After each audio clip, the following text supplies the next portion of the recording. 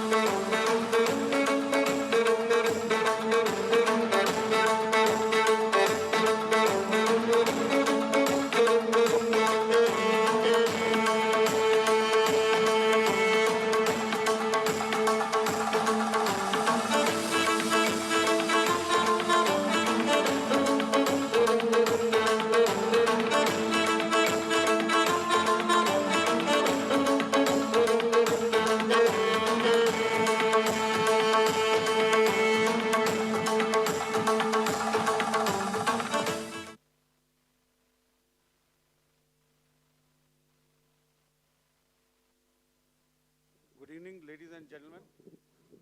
Jai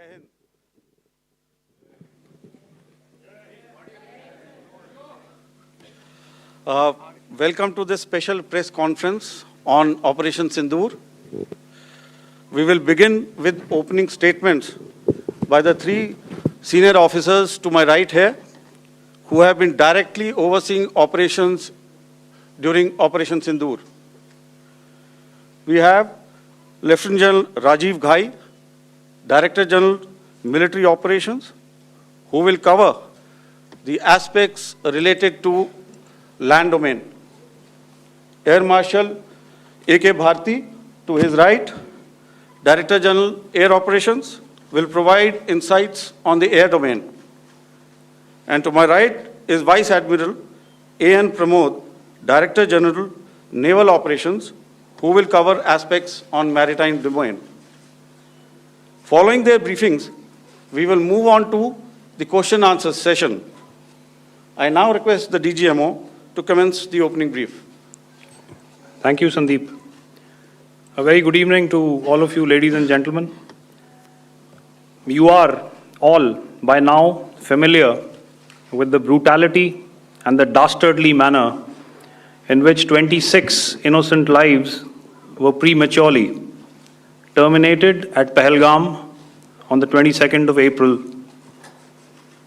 When you combine those horrific scenes and the pain of the families that the nation witnessed with numerous other recent terrorist strikes on our armed forces and defenseless civilians, we knew that the time had arrived to make yet another compelling statement of our resolve as a nation. Operation Sindoor was conceptualized with a clear military aim to punish the perpetrators and planners of terror and to destroy their terror infrastructure. What I do not state here, of course, is the often stated determination of India and its intolerance to terror. It set into motion a very diligent and microscopic scarring of the terror landscape across the borders and the identification of terror camps and training sites.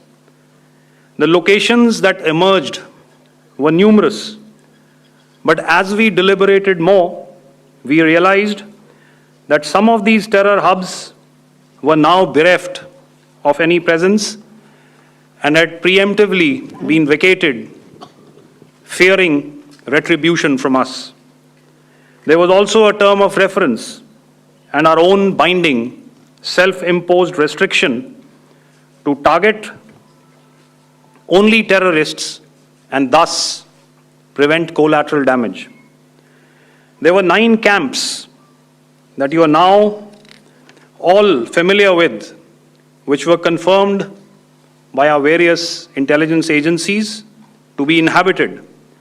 Some of these were in POJK, while there were others that were located in the Punjab province in Pakistan. Nefarious places such as Muridke, the hub center of the Lashkar-e-Taiba, has over the years bred infamous characters such as Ajmal Kasab and the likes of David Headley. What followed was a careful scrutiny of each of these sinister locations, their layout, configuration, even the type of construction in each structure, and the terrain obtained around these. This was with an obvious intent to deduce and identify the exact vector that was required for their neutralization, as also the eyes in the sky that we would send up to ensure that we brought back evidence that we had indeed targeted what we set out to. The precise images of these engagements on that fateful and historical night have already been showcased during the first press statement on the 7th of May that was helmed by our Foreign Secretary. I have no doubt in my mind that we achieved total surprise, and those strikes across those 9 terror hubs left more than 100 terrorists killed, including high-value targets such as Yusuf Azhar, Abdul Malik Rauf, and Mudassir Ahmed, that were involved in the hijack of IC-814 and the Pulwama blast. The line of control was also violated soon after by Pakistan, and the erratic and rattled response of our enemy was apparent from the number of civilians, inhabited villages, and religious sites such as Gurudwaras that were unfortunately hit by them, leading to a sad loss of lives. The Indian Air Force played a major part in these strikes by engaging some of these camps, and the Indian Navy provided wherewithal in terms of precision munitions. The Indian Air Force obviously had their assets up in the sky, and I will here request Air Marshal Bharti, the Director General of Air Operations, to detail for you the methodology that the men in blue adopted to successfully manifest this mission.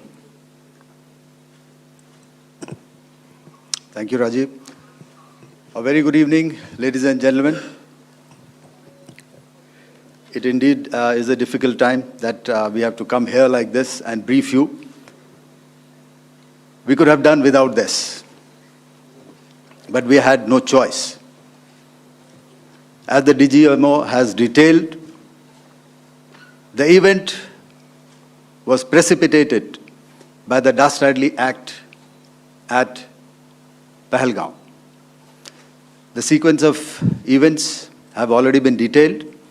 We carefully selected the targets, and out of the 9 selected targets, the target systems that were given to the Indian Air Force were the notorious training camps at Bhavalpur and Muridke, these being further from the international boundary.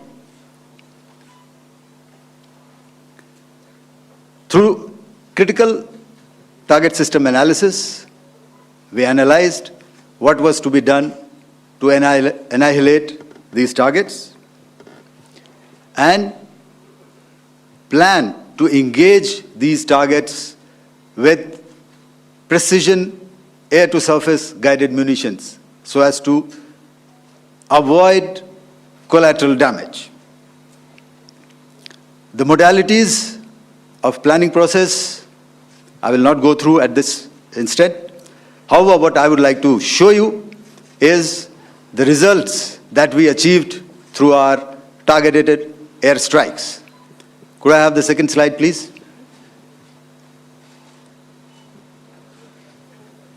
Yeah, change, please.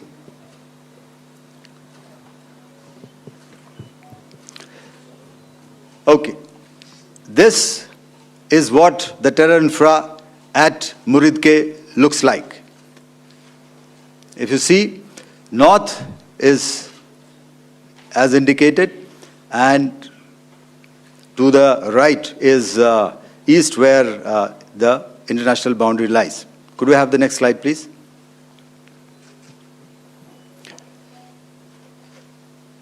Orientating. Just go back to one slide. Okay. Please have a look at this red building, the series of buildings out here, and this empty ground. Next. If you relate, the empty ground is here, and you see this is the first weapon that is impacting. This is the impact point number 1 on Muridke training camp with our precision guided weapons on early morning 7th.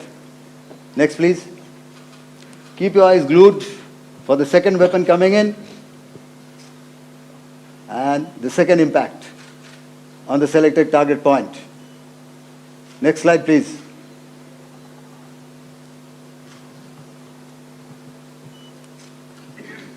Third weapon, third impact. Continue. And fourth weapon, fourth impact. So through these targeted and precision targeting, we addressed the target at Muridke, which was the terrain infrastructure. Can you hear me? All right. Okay, I'll come closer to the mic. Now we go to the next target, which is the Bhavalpur training camp. Next slide, please. Okay, just wait. So the effect, if you see, the impact point, if I can point out, this is the impact point. The ammunition has gone through the roof and it has created a blast inside, the photographs of which you would have, all of you would have seen. And the red building, after that, there was this double-story building. It has been completely decimated by precision targeting. Next, please. The target system, which was in the north, a series of buildings. I'll show you how it looked. Next. Completely destroyed by our precision targeting. Next. Now coming to Bhavalpur, this is the target complex that we are dealing with, a fairly large target complex. So we had to carefully choose the points that we needed to address, which were high value and which would meet our stated objectives of eliminating the terrorists. I would like to draw your attention to this red canopy, and in relation to that, I would cover the targets. One target system is a series of buildings here, other one here, and other one out here. Next slide, please. This is how it looked before, and this is how the building looked after the impact of the weapon. And orientation in relation to this red canopy, you can see here. Next, please. Before, next, and after. The roofs have completely collapsed. Next. This is the target system. Next. Precision targeting, and we have achieved our objectives here. Next. All right, so that was what we did on the 7th. Our objective was to address these two terrorist camps, and that we did with precision. And thereafter, we maintained a robust air defense posture, because remember, our objective was to target the terrorists and terrorist infrastructure, not any other infrastructure, not the Pakistani military, not the Pakistani any other infrastructure. So that is what we have maintained on the 7th of May. However, what we saw, In the evening of 7th of May, we were saturated with a raid of Pakistani unmanned aerial vehicles and small drones. And these came in waves in our civilian areas, over our military installations, and all of them were successfully intercepted. Few of them did manage to land. However, there was not much damage that they did. And we have our robust counter-US hard kill and soft kill systems which did the job. However, the difference here was that we had targeted the terrorists. The adversary now has targeted our civilians and the military infrastructure. So it had to be responded to. So in a quick and calibrated response, that very night, we struck their radar installations at Lahore and close to Gujranwala, the LYT installation, to indicate to him that we are ready, yet we do not want to escalate. Our fight was with the terrorists and not with the Pakistani military establishment. Thank you. Thank you, Air Marshal Bharti. So, ladies and gentlemen, he's outlined operations not only on the night of 6th and 7th of May, when Operation Sindoor commenced, but also on the subsequent night.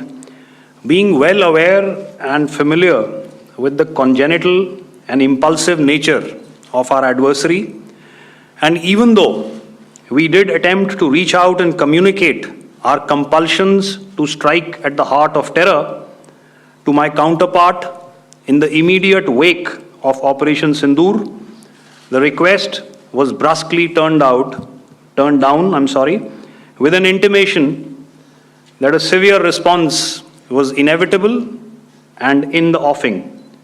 We were, of course, prepared.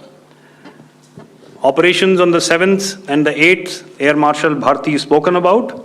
On the night of 8th and 9th of May, they flew drones and aircrafts into our airspace all across the borders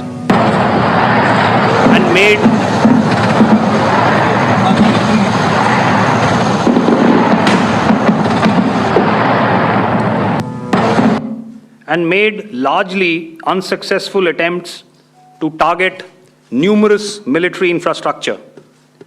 Violations on the line of control by Pakistan also commenced yet again and precipitated into fierce RT engagements. The air operations on the night of 8th and 9th of May, I'll yet again request the DG Air Operations to cover.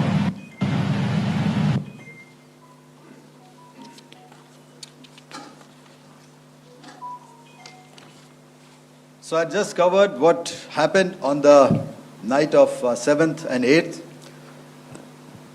What we found that on the night of 8th and 9th, starting as early as 22:30 hours, our cities had a mass raid of drones, unmanned aerial vehicles, UCAVs, starting right from Srinagar, going down right up to Nalia.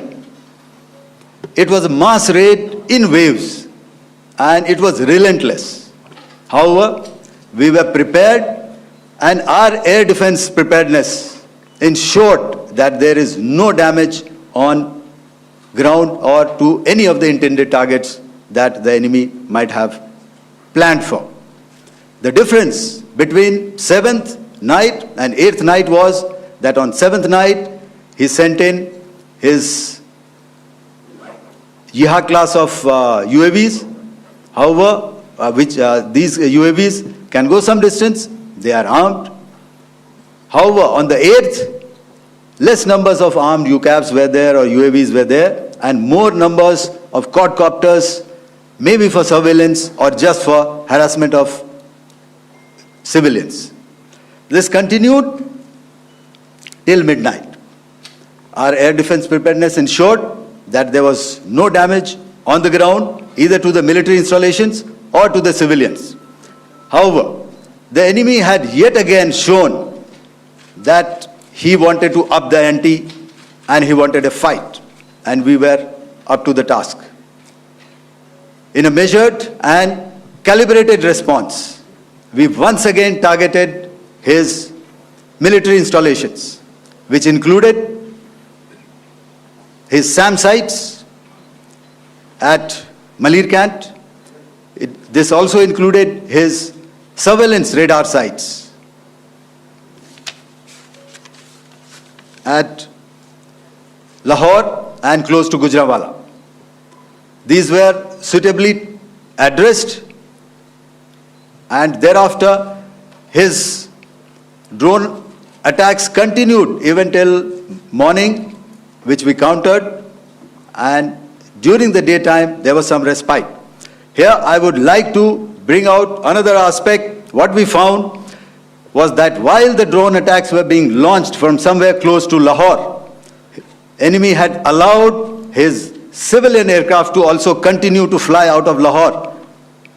Not only his own aircraft, but international passenger aircraft, which is quite insensitive, and we had to exercise extreme caution, even at the cost of some tactical disadvantage, to ensure that there is no damage to any of the civilian aircraft.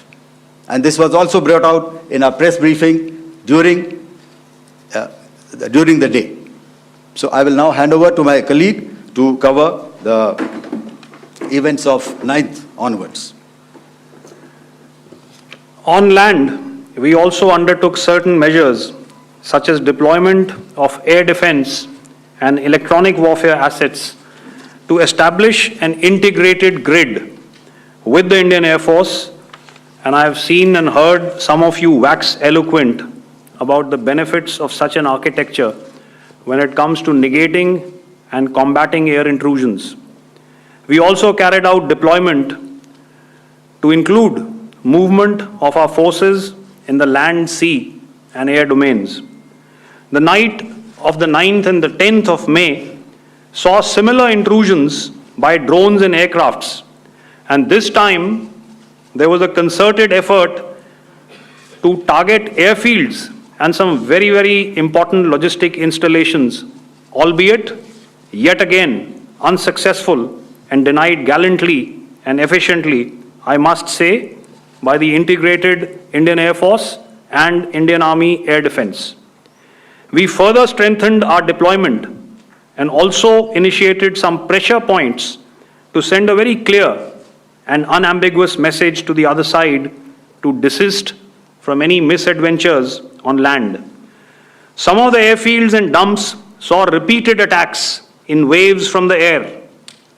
All were thwarted. The Pakistan Army has reported to have lost approximately 35 to 40 personnel in artillery and small arms firing on the line of control between the 7th and the 10th of May. What the other side had probably also not reckoned with was the speedy and precise turnaround and hit back by the Indian Air Force. And I will yet again ask Air Marshal Bharti to speak about these significant and game-changing strikes. I will thereafter request Vice Admiral Pramod, my colleague and Director General of Naval Operations, to tell us about some very telling naval maneuvers in the Arabian Sea that exerted pressure on the night of 9th and 10th of May. Over to you, sir. Thank you. Commencing about 2000 hours, that is 8 p.m. local time, on 8th of May, several Pakistani unmanned aerial systems, drones, combat vehicles attacked multiple IF bases. These included Jammu, Udhampur, Pathankot, Amritsar, Bhatinda, Nal, Dalhousie, Thois, Jaisalmer, Uttarlai, Falodi, Nalia. These were almost simultaneous and they came in waves. All our AD guns and other systems were waiting for them. All these waves were neutralized by our trained crew using the air defense systems that they have, and also some of them were utilized using our legacy systems like Pechoras. And I have Summer, which we have recently acquired. And some were neutralized by the Garud snipers. There was no damage on ground from these incursions and these mass raids, if I could call them, from the Pakistani side. However, following these relentless attacks on our air bases, on our forward positions, and on our civilian targets, this was time to convey some message to our adversaries. And therefore, a decision was taken to strike where it would hurt. And towards that, in a swift, coordinated, calibrated attack, we struck his air bases, command centers, military infrastructure, air defense systems across the entire Western Front. The bases we struck include Chaklala, Rafiki, and mind you, Chaklala is Islamabad. Rahim Yar Khan, Sakar, sending a clear message that aggression will not be tolerated. This was followed by strikes at Sargoda, Bholari, Jacobabad. We also struck the C2 centers at Murid, the UAE complex at Murid, Rafiki, radar at Chunia, which I will show you, Rahim Yar Khan airfield, and the unmanned combat aerial vehicle hangar at Sakar. I would like to reiterate here that we have the capability to target every system at these bases and more.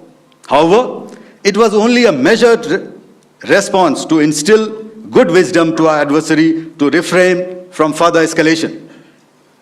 IF response was directed only at military installations, avoiding civilian and collateral damage.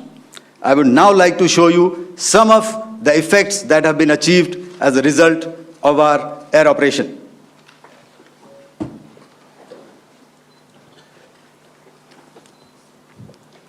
Here is the Pasrur air defense system, if you could see. Zoomed up view, this is the radar mounted on a high tower. And after the strike,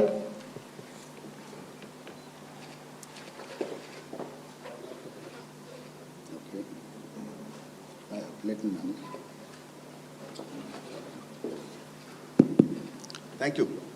Can you hear me? Yeah, thank you. And after the strike, this is what has happened. This radar has been taken out, completely burnt. Next slide, please. The Chunia air defense radar, which was taken out on 7th and 8th. This is the radar site. A blown up photograph, once again, on a tower. Not very clear, but what you see very clearly is the after effect after we have struck. The radar head has been completely decapitated. Next slide, please.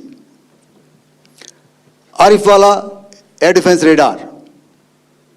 In this complex, you see how it looked before, blown up image, and after really blown up.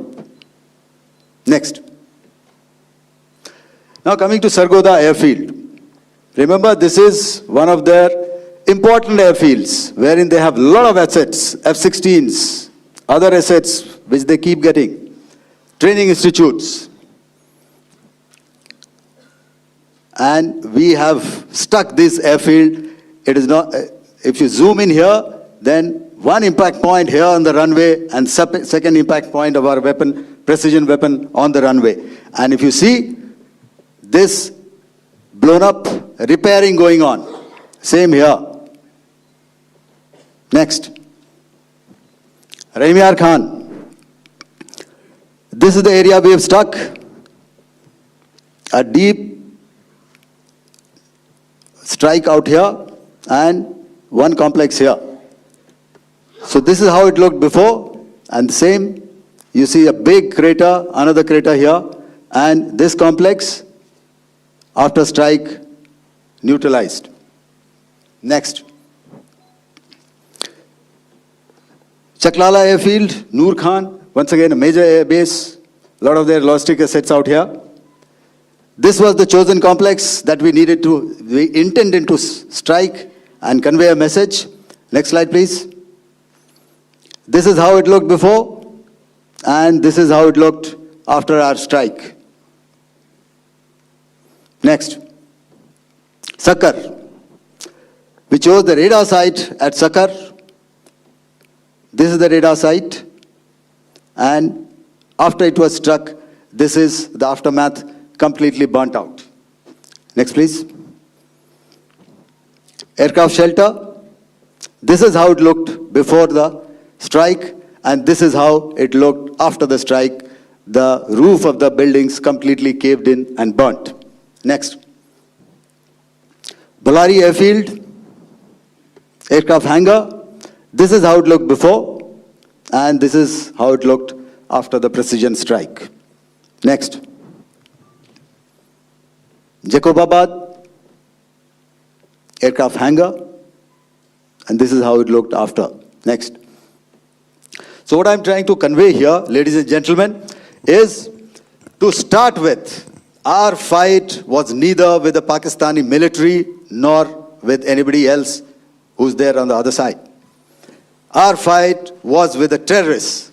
We neutralized the terrorists that we selected to be neutralized, and thereafter we only maintained the air defense posture. However, we were relentlessly pounded by waves after waves, night after night, by his UCAVs, by his drones, and by his other unmanned aerial systems. And that left us with no choice but to retaliate, and yet our retaliation was calibrated, it was graduated, and it was proportionate. Thank you.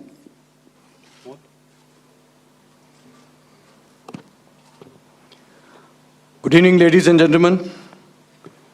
In the aftermath of the cowardly attacks on innocent tourists at Pahalgam in Jammu and Kashmir by Pakistani-sponsored terrorists on 22nd April, the Indian Navy's Carrier Battle Group, surface forces, submarines, and aviation assets were immediately deployed at sea with full combat readiness in concert with the joint operation plan of the Indian Defence Forces. You may be aware that we tested and refined tactics and procedures at sea during multiple weapon firings in the Arabian Sea within 96 hours of the terrorist attack. The aim was to revalidate our crew, armament, equipment, and platform readiness to deliver various ordnance on selected targets precisely. Thereafter, our forces remained forward deployed in the Northern Arabian Sea in a decisive and deterrent posture with full readiness and capacity to strike select targets at sea and on land, including Karachi at time of our choosing. The forward deployment of the Indian Navy compelled Pakistani naval and air units to be in a defensive posture, mostly inside harbors or very close to the coast, which we monitored continuously. The Indian Navy maintained seamless maritime domain awareness throughout the duration and was entirely aware of the location and movement of Pakistani units. In effect, we had and continue to have good battle space transparency using our maritime domain awareness grid. As you are aware, our response has been measured, proportionate, non-escalatory, and responsible from day one. Accordingly, the calibrated approach considered all options, including the ability of the Indian Navy for offensive action from and at sea. As part of this escalation control mechanism, The application of force by the Navy was planned in a synchronized manner in coordination with the Army and Air Force, the highlight being teams from the three services working closely in an integrated manner. Along with the kinetic actions by the Indian Army and Indian Air Force, the overwhelming operational edge of Indian Navy at sea contributed towards Pakistan's urgent request for a ceasefire yesterday. As we speak, Indian Navy remains deployed at sea in a credible deterrent posture to respond decisively to any inimical action by Pakistan or Pakistan-based terrorists. Thank you. Samno Varna, Jai Hind. Now I'll hand over to Director General Military Operations for further proceedings. Ladies and gentlemen, on the 10th of May, in the morning, even as we were getting into a huddle to wargame the events of the previous night, a routine exercise, I received a message on hotline from my counterpart in Pakistan seeking my willingness to communicate. Since our initial aim was to strike at terror camps, and all our actions in the subsequent days were in response to the intrusions and violations by the Pakistan Air Force and its army, it was decided that I would indeed speak with my counterpart. You are already aware, I've seen it being covered on national television, that my communication with the Pak DGMO was conducted at 15:35 hours yesterday and resulted in cessation of cross-border firing and air intrusions by either side with effect from 1700 hours 10th of May, after he proposed that we cease hostilities. We also decided to further speak on the 12th of May, that's tomorrow, at 1200 hours, to discuss the modalities that would enable the longevity of this understanding. However, disappointingly, and must I add, expectedly, it took only a couple of hours for the Pakistan Army to violate these arrangements by cross-border and across the line of control firing, followed by drone intrusions across the expanse of the Western Front, through last night and in the early hours of the morning today. These violations were responded to robustly and dealt with as they must be.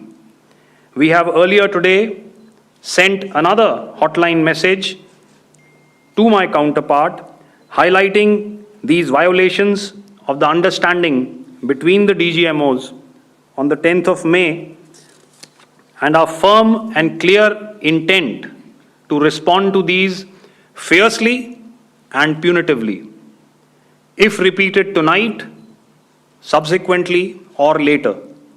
In this regard, I must inform all of you that the Chief of Army Staff has earlier today conducted a security review and has granted full authority to our Army commanders for counter actions in the kinetic domain in case of any violation by Pakistan. In the end, I pay my solemn homage to my 5 fallen colleagues and brothers from the armed forces and civilians who have tragically lost their lives in Operation Sindoor. Our hearts go out to the bereaved families, and we express our solidarity to them in this lifetime and beyond, at this grave juncture in their lives. Their sacrifices shall always be remembered and spoken of in glowing terms by a grateful nation. We have thus far, ladies and gentlemen, exercised, and my colleague Pramod highlighted this, immense restraint, and our actions have been focused, measured, and non-escalatory. However, any threat to the sovereignty, territorial integrity, and safety of our citizens will be met with decisive force. Jai Hind. Okay, ladies and gentlemen, we are now open for questions. All right, now, since I would not know all of you, I would expect you to please raise the placard or your hand, and once I indicate, I expect you to please give out your name and the media group that you belong to. Keep your questions short so that we can take as many questions as possible. Also, ladies and gentlemen, kindly bear in mind that confidential aspects may not be answered by the three DGMOs. Right. I've got a lot of hands there. Let me start from the left. Left foot always in front when we start marching. So here we have to the left, okay. Yeah, 238. Hello. So this is Manas Pratimhuyan from PTI, Press Trust of India. So the understanding that was reached yesterday on stopping the military operations and actions, was it for just 3 days? And what would be the cost escalation if there is violation of this understanding by the Pakistani side? And my subsequent question would be that we have a kind of ceasefire agreement with Pakistan that was finalized in 2003. So will there be some kind of similarities in frameworks between the two kind of understandings, 2003 ceasefire agreement and the current understanding on stopping military operations? And again, what would the cost that will be incurring on Pakistan if Pakistan again resorts to this kind of terrorist activities, because we have made it very clear that the cost will be very high. So I would like to have your thoughts on it. Okay, so I'll answer the latter part of the question first. I also want to add that while the initial ceasefire agreement, as you correctly pointed out, is of the 2003 vintage, but I must remind you that in 2021, in the month of February, and this was then when the crisis in eastern Ladakh was also on, the two DGMOs had spoken and arrived at a ceasefire understanding that lasted right up until this unfortunate attack at Pahalgam.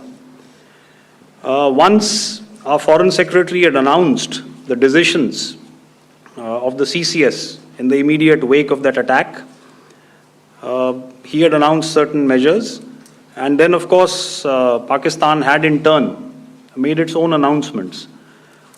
Since then, there have been certain violations of this ceasefire understanding, and of course after the 7th of May, like I pointed out during my statement, that there have been numerous violations on the line of control especially, and of course along the international boundary by the Pakistan Army and the Pakistan Air Force. This understanding that we spoke about yesterday, no, it was not for 3 days. It was first to stop aggressive and hostile activities immediately, let that order and direction settle down for about 36 hours, and thereafter discuss modalities, like I said, to ensure its longevity. That is tomorrow on the 12th of May. But unfortunately, we had a violation starting at approximately 1900 hours last night. And we've sent a communique, like I said, to the Pakistan Military Operations Directorate. And we will await as to what happens tonight. All right. The cost escalation, I'll leave it to your best imagination. I've already said that the response will be fierce and punitive. Now, the right foot forward. Yeah. 160.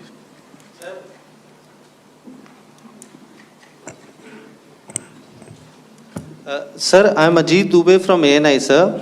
Sir, my question is that you talked about the loss of lives to the Pakistan army, that was around 35 to 40 kills secured by the Indian army.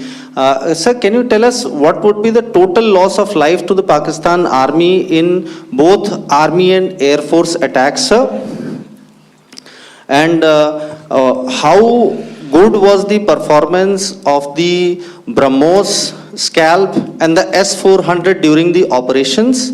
And sir, since we have, sir, just one line. No multiple questions, please. Sir, all right. and since sir, we have achieved such a spectacular, we have made good achievements in this entire operation. Can we say that we have emerged victorious, or we have a big upper hand over the Pakistanis in this entire conflict? Thank you very much, sir. So I'll answer the question about the loss of lives on the other side. Of course, there are various means to ascertain that number. There is information from various agencies that come in. There are, of course, on the line of control, other ways to find out as to what has been the effect of what you are doing there in ceasefire violations. So therefore, I mentioned 35 to 40 on the line of control, and please remember that once Operation Sindoor was launched, the responses of the Pakistan army were also on Indian army or the Indian armed forces infrastructure. Let me put it that way. So that's why I did not cover casualties of the Pakistan army, at least in the initial phases of battle, because those were not our targets. Our targets were terror oriented, and of course later, once they launched air intrusions and air operations on our infrastructure, we've used heavier weapons, and of course there would have been casualties, but those are still being assessed. The effects of the weapons that you mentioned, I will request Air Marshal Bharti to apprise all of you about those. Good evening, Mr. Sujit. How are you? Ajit. Okay, we're meeting after some time. I never mentioned about any of the weapons that we used. Check. Okay. What I was saying, that I never mentioned of any of the weapons, the caliber that we used.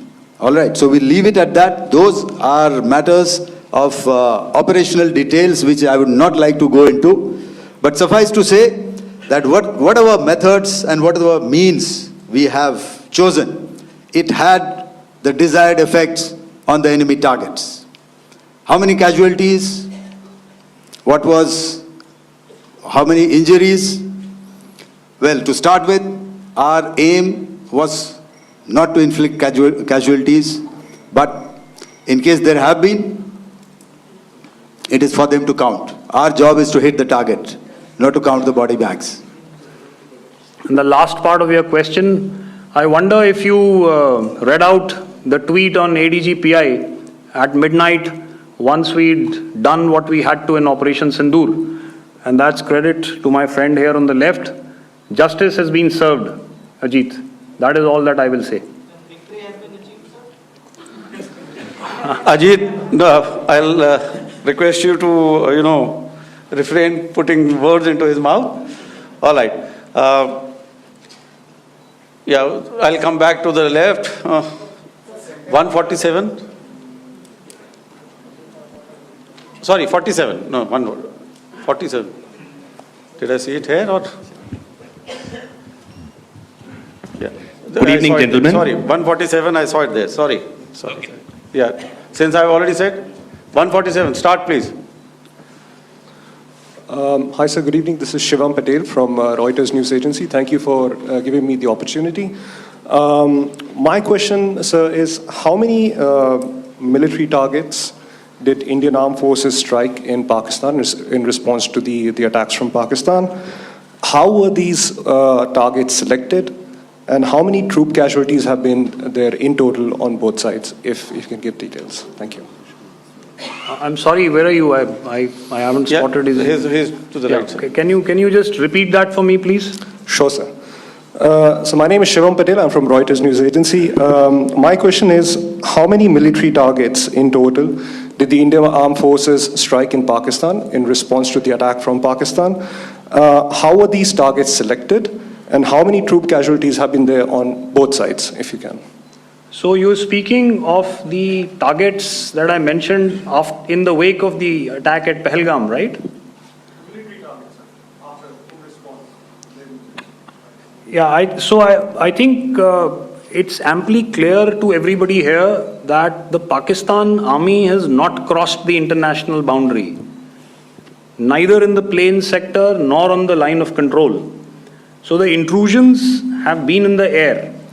There have been certain attempts on the line of control when ceasefire violations have been on to try and infiltrate and carry out and perpetrate activities that we are all very well familiar with. Whether these are by terrorists or by the Pakistan army or its special forces and commandos is difficult to say, but each of these have been effectively thwarted. So therefore, as far as engagements of military targets on the other side is concerned, I thought Air Marshal Bharti covered those very well and in detail, and he also mentioned as to how they went about targeting those. I think those images were very clear and very, very graphic in telling us as to what we needed to hit. And you'll remember right at the outset I said that we even went into what was the construction in each of these locations, and therefore decided on the vector that had to be utilized. May I? Please. Okay, if I could add to what the DGMO has said, I have already detailed the targets. Now, whether it is X numbers or Y numbers is that is immaterial. And what damage have we inflicted? You have seen. What are the casualties on the other side? As I said, that is for them to count. As far as we are concerned, from the air defense side, if they had a choice, they would have definitely come in. They are fighters, there are more numbers of UCAVs. It is not that they did not intend to come in. It is only that our robust AD posture prevented them from coming in. So that must be known, and that must be realized by all the audience here. Yeah, I'll come to the left now, 24.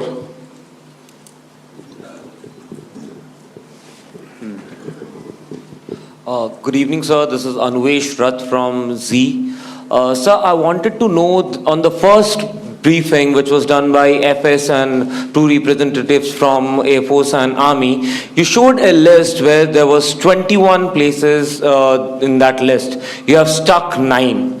Are more operations going to be held? Is Operation Sindoor still on? And the second question, thank you, sir. Thank you so much. And also, I want to congratulate all three of you for a fantastic operation that you guys have done. Thank you so much. Thank you so much for that one question. Yeah. Sir, the question. Unfortunately, Rath, is that your name? I'm sorry. As far as operational details are concerned, I am not in a position to share those right now. But I think I'll take a cue from Pramod. He said towards the end that the Indian Navy is still in a posture that is deterrent.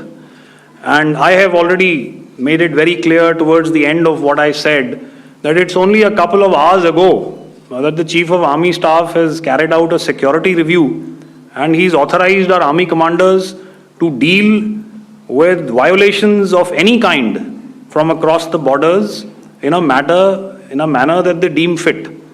So again, to reiterate, the response will be fierce and it will be punitive.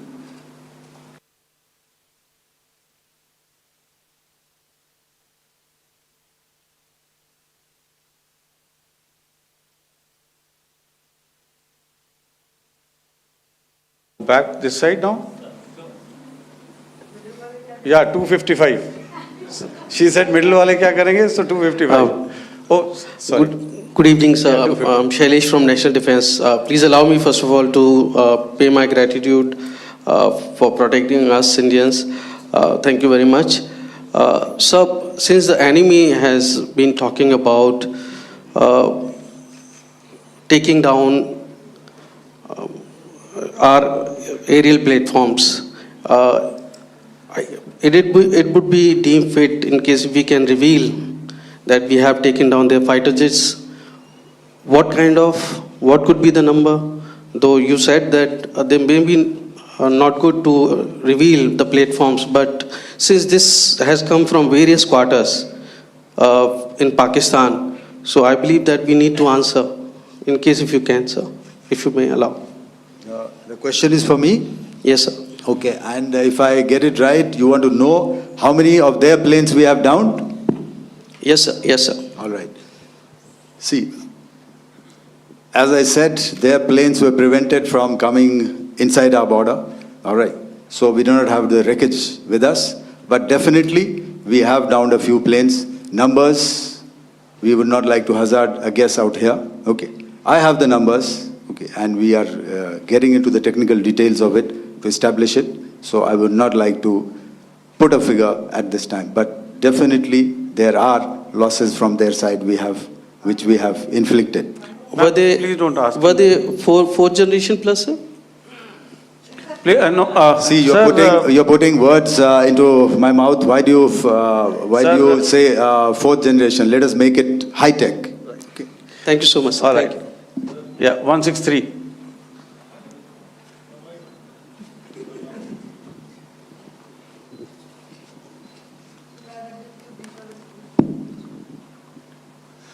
Sir मैं मंजीत नेगी हूँ आज तक से। मेरा सवाल ये है कि इस पूरे ऑपरेशन में जो आतंकी ठिकानों को निशाना बनाया गया, क्या नंबर्स कुछ बता सकते हैं कितने आतंकी मारे गए? कुछ नाम सरकार मतलब कुछ नाम मीडिया में आए भी हैं जो बड़े उसके मास्टरमाइंड थे। और एक सवाल जो आज एयरफोर्स ने भी एक ट्वीट किया कि ऑपरेशन सिंदूर अभी जारी है और सरकार की तरफ से भी कहा गया, और पिछली बार जब विदेश मंत्रालय की प्रेस कॉन्फ्रेंस पहली हुई थी उसमें वो लिस्ट दिखाई गई थी कि 21 टेरर कैंप आइडेंटिफाई किए गए हैं। तो क्या जो बाकी बचे हुए टेरर कैंप हैं उन पर भी कार्रवाई होगी? और एक नंबर अगर आप बता पाएं कितने टेररिस्ट मारे गए? Sir, before you answer, sir, before you. Manjeet ji, 3 questions. The third one has just been asked here before. So 21 this thing. So I'll request the first to be answered so that we have more number of people who can ask. Manjeet, जब मैंने statement दिया तो मैंने शुरू में ही कहा कि जैसे ही ऑपरेशन सिंदूर कॉन्सेप्चुअलाइज हुआ तो हमारा जो पीछे की कार्रवाई होती है स्पेड वर्क और टारगेट्स को आइडेंटिफाई और एनालाइज करने की कार्रवाई शुरू हो गई थी। मैंने जब स्टेटमेंट दिया तो मैंने बताया कि बहुत सारे थे, हमने 21 दिखाए होंगे और भी हैं, लेकिन वो लिस्ट फिल्टर करते करते 21 तक पहुंची। अब क्या आगे एंगेज किए जाएंगे? अगर ज़रूरत पड़ेगी तो ज़रूर एंगेज किए जाएंगे, लेकिन मैंने बताया कि इस समय जो इंट एजेंसीज ने हमें बताया कि फलाने कैंप में प्रेजेंस है, हमने उनको एंगेज किया। कुछ नाम मैंने लिए, कुछ नाम अभी पुख्ता किए जा रहे हैं। मैंने आपको बताया कि जो इंट एजेंसीज ने अभी तक असेसमेंट किया है उसमें उन्होंने कहा है कि तकरीबन 100 से ज़्यादा मारे गए हैं। और एक आज आपने तस्वीर भी देखी कि काफ़ी प्रोमिनेंट जो फ्यूनरल था, काफ़ी प्रोमिनेंट एक जो हस्ती हैं वो ऑर्गेनाइज कर रहे थे, और उस फ्यूनरल में और कौन कौन लोग अटेंड कर रहे थे वो तो आपने देखा ही। तो आप लोग सब समझदार हैं और मुझे ये कहने की ज़रूरत नहीं है कि इन लोगों को कहाँ से सपोर्ट मिल रहा है। अगर नहीं मिल रहा होता तो ऑपरेशन सिंदूर नहीं होता, तो उसी की वजह से है ये operation.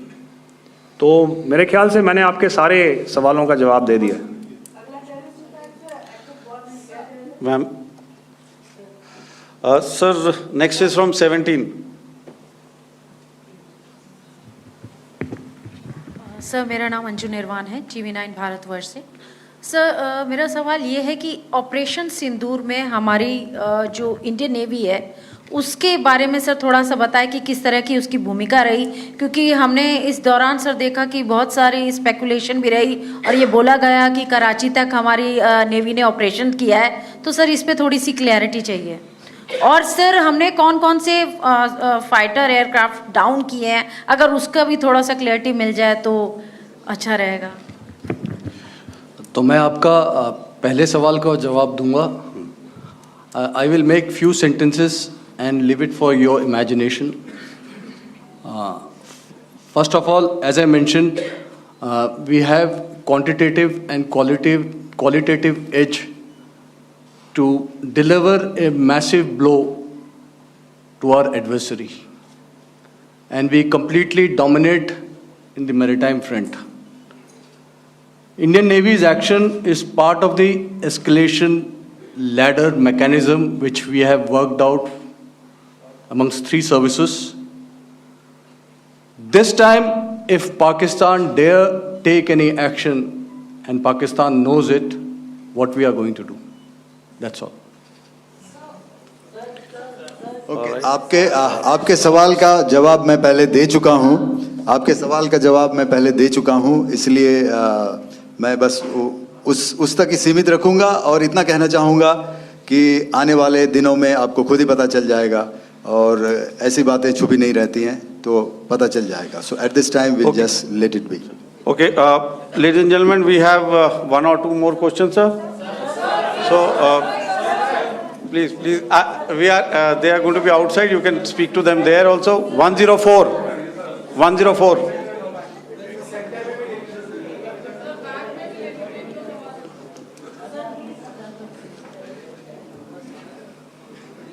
I think.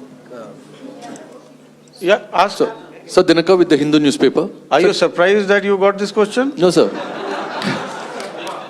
I'm waiting for the press alert. Sir, can you give a number of assets we lost, because there's been a lot of speculation going on, international media writing a lot of things about our platforms, including Rafales. I mean, Pakistan claiming that Rafale has been downed, etc. Can you put that question to rest and clarify on that? I guess that question is for me. All right, I'm happy that you've asked this question. You know, we are in a combat scenario, and losses are a part of combat. The question that you must ask us, okay, and indeed that we must ask ourselves, you inclusive, is have we achieved our objectives? Have we achieved our objective of decimating that terrorist camp? And the answer is a thumping yes. And the results are for the whole world to see. As for the details, what could have been, how many numbers, which platform did we lose? You know, at this time, I would not like to comment on that, because we are still in a combat situation. And if I comment on anything, it will only be advantage adversary. So we don't want to give him any advantage at this stage. All I can say is that we have achieved our objectives that we selected, and all our pilots are back home. Thank you. Okay, hold. Please don't. Please be civil here. So we'll have 220 now. Sir, hello sir, this is Anita Chaudhary sir from Swadesh newspaper. मेरा सवाल है, क्योंकि ये हमारे जो पहले जो action रहा वो आतंकवाद के खिलाफ रहा, तो आतंकवाद में अजहर मसूद की तरफ से एक बयान जारी किया गया था जिसमें उन्होंने कहा कि हम इसका बदला लेंगे और जार जार रुलाएंगे। तो क्या अगला, अगर खुदा न खास्ता अगला टेरर अटैक किसी भी तरह का होता है, तो क्या उसे एक्ट ऑफ वॉर में हमारी तरफ से लिया जाएगा और उसका क्या माकूल जवाब दिया जा सकता है? मेरा इसमें सिर्फ एक ही जवाब है आपके लिए कि हमने अपनी कार्रवाई करी। हमने उसके बाद मैंने अपने स्टेटमेंट में भी बताया कि ये कम्युनिकेट करने की कोशिश करी कि हमने इस तरीके से ये जो स्ट्राइक्स हैं वो क्यों की। लेकिन जो हमारा एडवर्सरी है उसने जैसे मुनासिब समझा वो कार्रवाई करी।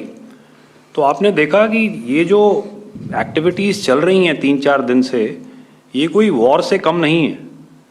नॉर्मल सर्कमस्टांसेस में एक दूसरे देश की एयर फोर्सेस हवा में नहीं उड़ती हैं और एक दूसरे के ऊपर स्ट्राइक्स नहीं करती हैं, हर रात इंट्रूजन्स नहीं होते हैं, लाइन ऑफ कंट्रोल पर सीज फायर वायोलेशंस, आपके एक साथी ने सवाल पूछा था शुरू में, एक सीज फायर अंडरस्टैंडिंग था, वो भी जा चुका है।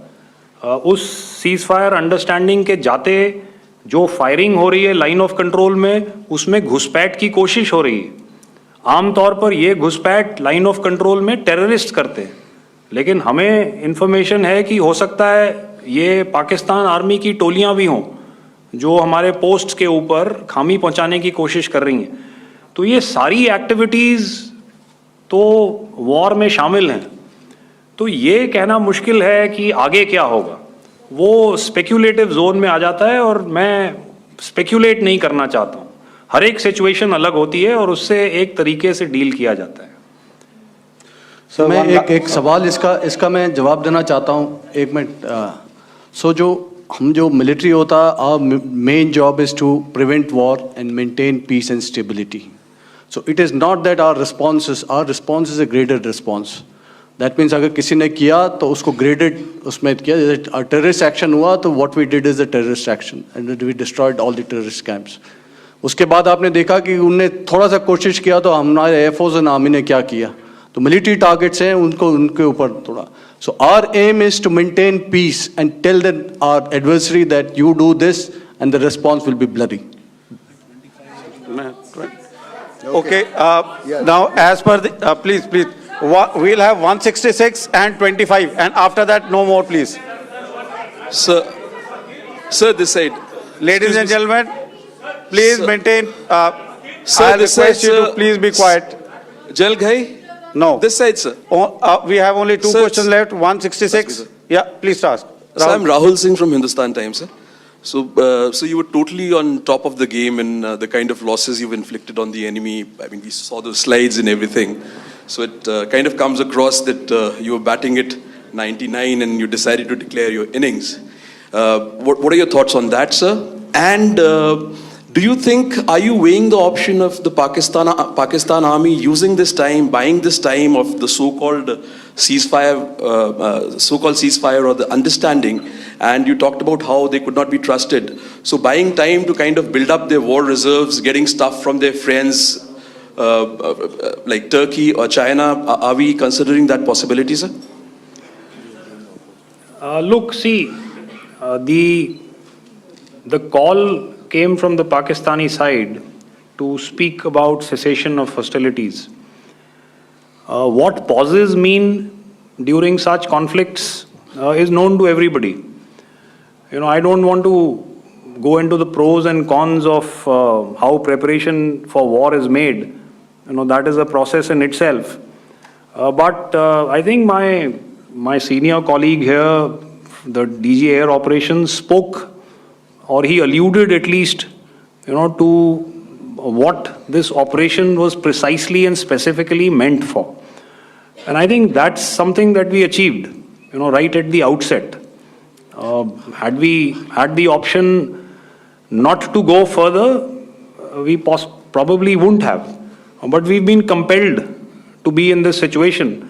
And as you've seen, the armed forces of India, and you know, you've got the three Director Generals sitting here, we are always prepared to face any eventuality. And like I said, that's for the sovereignty, the territorial integrity, and the safety of our citizens. So whatever has to be done will be done. You know, I'm not so concerned about what Pakistan will do in this time. I'm only concerned about what we will do. We have a roadmap and a plan, and we will follow it diligently, and we will follow it to the T. You know, that's the contention that I want to make here today. Ma'am, please.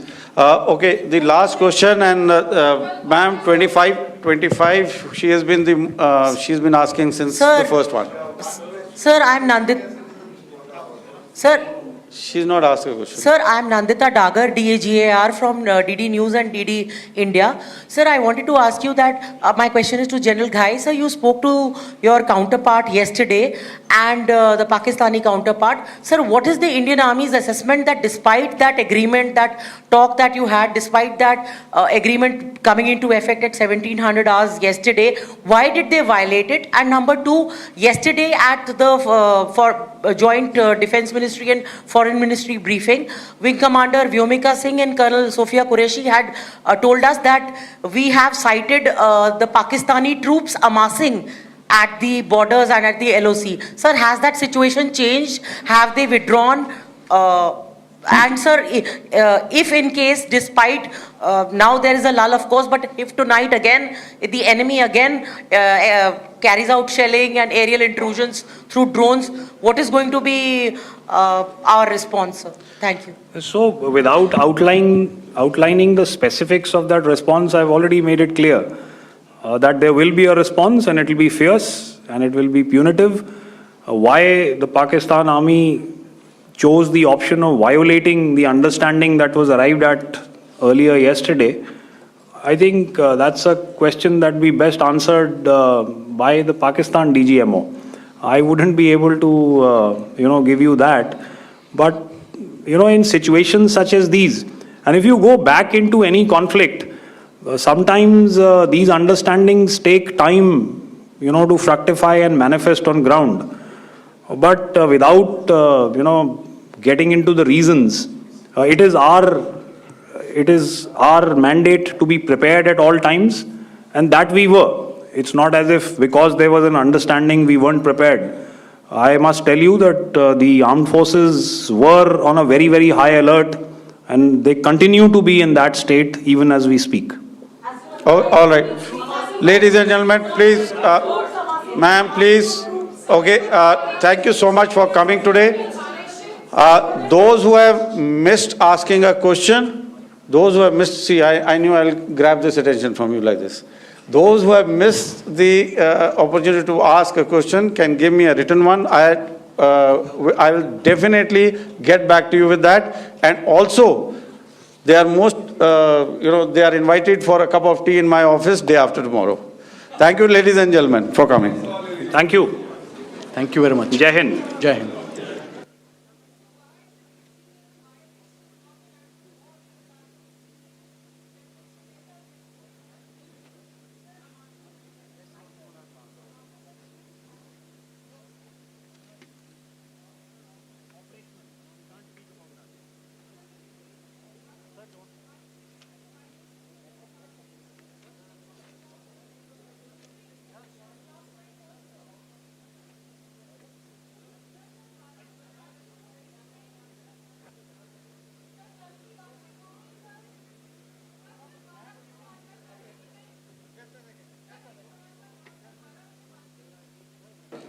Ma'am, just ladies and gentlemen, I think we are all very, they have given you so much of time and they have answered a lot of your questions. Please be patient and please be courteous. Thank you so much.